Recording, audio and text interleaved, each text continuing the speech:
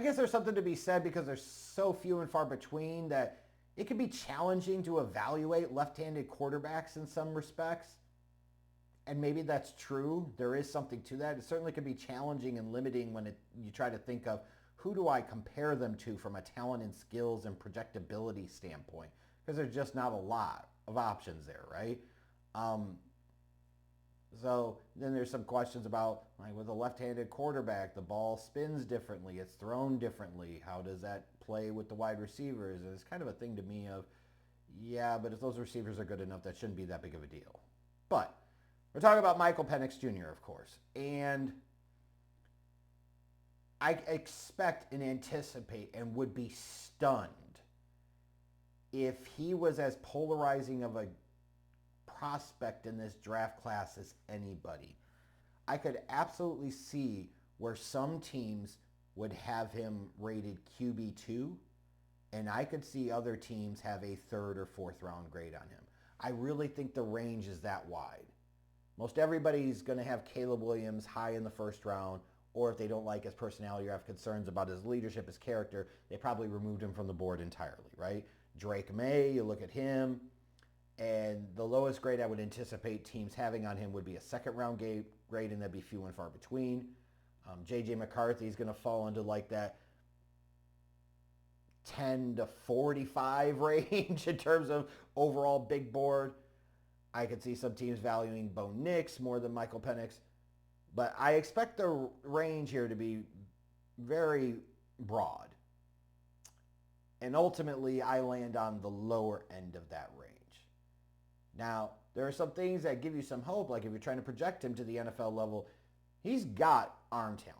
He's got great arm strength that consistently manifests in his game to all levels and areas of the field. So short, intermediate, deep, over the middle, the flat, the outside the hash marks. Like, he's got the arm to make all of the required NFL throws. So just from a physical profile standpoint, he's got one of the most important traits.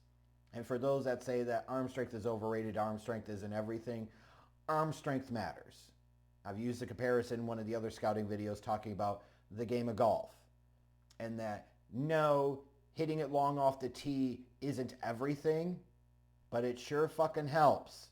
And most of your big time major winners, the guys that have won 5+ majors over the years, were all some version of big bombers during their time. Tiger Woods, Jack Nicklaus, Arnold Palmer, Phil Mickelson, Brooks Koepka, Seve Ballesteros.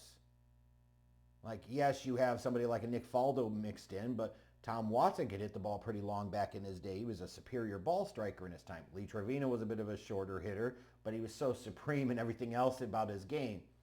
My point being is that length off the tee makes everything else easier. It buys you advantages. That arm strength buys you advantages, and Michael Penix comes to the NFL with plenty of arm talent. He's got long arms and huge hands. I think about that from a ball security standpoint. He could play in any conditions. Those long arms, you saw him be able to throw off of multiple arm angles and do it effectively. He's got the courage and the skill to be a weapon throwing the ball deep. A lot of people thinking about him being the best deep ball thrower in this draft.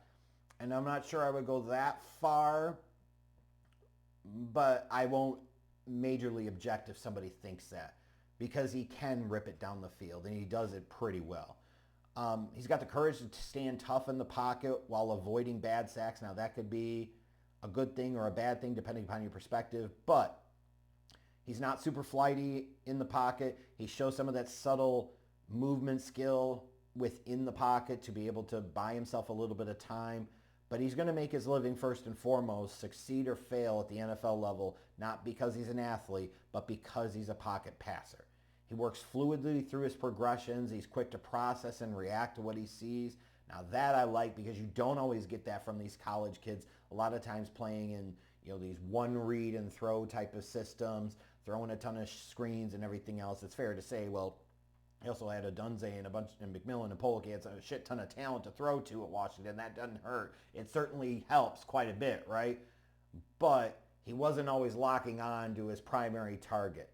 He was a guy that also showed some ability to be able to scan defenses pre-snap, be able to recognize changing defensive looks post-snap. He throws with anticipation to all levels.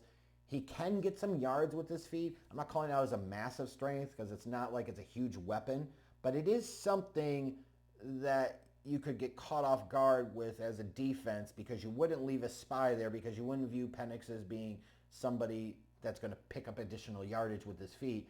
And then you could be in a fourth quarter situation, it's 3rd and 7, and you've dropped 8 back into zone, only rushing 3, and Penix is like, well, shit, I got to go, and he'll go run 8 yards, slide down, first down. But all that said, like to me, the red flags and concerns are numerous here for Michael Penix Jr. He's got a very lengthy injury history. Multiple torn ACLs, shoulder injury that ended another season early.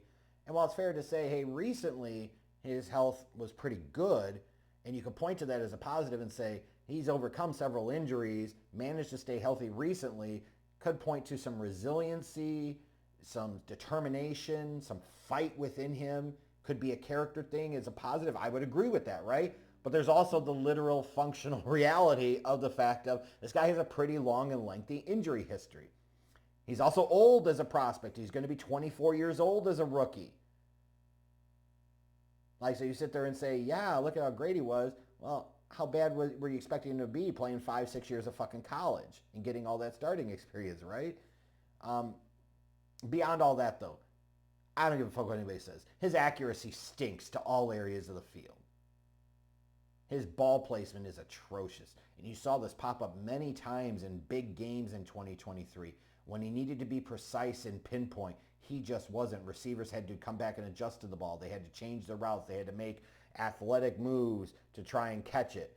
Like, his accuracy for a guy that's played this long is not good. And I think a big contributor for that is his lower body mechanics are just god-awful. He has this terrible habit of falling off with his lower body and falling away from the throw. And maybe you can get away with that shit. I agree you could get away with it sometimes in the NFL, especially with his overall arm talent, because Penix does have arm talent. Don't get it twisted. But it kills his accuracy. And after all this time in college, you would have thought he would have improved his lower body usage. He would have improved his mechanics, his footwork, and he would be more accurate throwing the football, and he's just not. When you talk about him and his ability to stand in the pocket, navigate the pocket, there's also plenty of struggles navigating the pocket and making the right play under pressure. Like a tendency, again, to kind of fade away, fall out, and then throw it up and say, Mary and Mary, hopefully this works. He can get a little devil-may-care at times, and he has some pretty brutal picks. Also, for a guy that is, I think, a solid athlete, his athleticism really doesn't show like you would expect, or frankly sometimes need it to. He's another guy, though, to me, that's very much a one-speed thrower. Like, everything's got zip on it.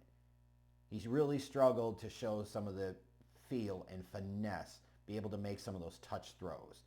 And then when you talk about the modern NFL, you know, part of the deal is being able to play when it goes off script, and how can you improvise, and how can you extend plays, how can you buy time, how can you make something that initially wasn't there happen. And he just doesn't have that natural ability, right? He just didn't demonstrate it. And you can say, well, he could at the NFL level. Motherfucker, you have how many years at college and he didn't show it? How likely is he going to be to show it here? So when I look at this kid, he had 6 years of college. He's 24 with a long, lengthy injury history. How excited about that are you, right? He's like a Hendon Hooker last year who had a lot of years of college. He was old, 25 coming into the draft or whatever. And he had an injury history. And the overall arm strength in this case, unlike Hooker, is intriguing with Penix Jr. Hooker had a noodle arm. Penix doesn't. He's got a legit arm, right? He's got top tier, in this draft class at least, top tier arm talent. From an arm strength standpoint, because his accuracy and his ball placement are atrocious. And fuck anybody telling you that his accuracy is fine. It's not fine. It stinks. And it gets even worse when he gets off of his first read. When it doesn't go to initially to plan, his accuracy gets even worse. It's not good. His lack of improv ability is another major concern. And you look at him and you say 6 years in college, the injury history, doesn't play with a ton of athleticism in his game, lacks the great feel and improv. Like, what upside is there exactly? And how much was he propped up by Odunze and McMillan and Polk and all the talent he had around him? These are very fair questions, and that's why I'm not that high on him. Could he potentially be a starter at the NFL level? Yes. Is he going to be a starter at the NFL level in a couple of years that you would look to replace? Also, yes. I've got a third round grade on him because that injury history scares me. After all that time, your accuracy still stinks. Your lower body mechanics are god-awful. Like, how much faith and confidence should I really have in that? In terms of NFL comparison, there's going to be a lot of Tua thrown around, and I think there are some merits to that from a injury history standpoint in terms of, kind of that thought process of how much was he helped by the talent surrounding him in the college level. But Tua was much more accurate and precise as a thrower, so that's where the comparisons kind of stop. So there are elements of Tua here. A guy that is a good athlete, but doesn't really use it that much in his game. He primarily has to live in the pocket. That's also Tua-esque. But the other guy I look at is Dwayne Haskins. Rest in peace. Had an arm, but you had some challenges about some of the other things. Really wasn't much of an improv guy. Had to largely play within structure. Those are the two guys that I see. It's a combination of those two when I look at Penix Jr. So somebody may very well end up taking this young man in the first round on Thursday night. And if they do, Godspeed to them. They better hope they know what they're doing. Because right now I look at a guy that I personally wouldn't feel very good about drafting until late in day 2.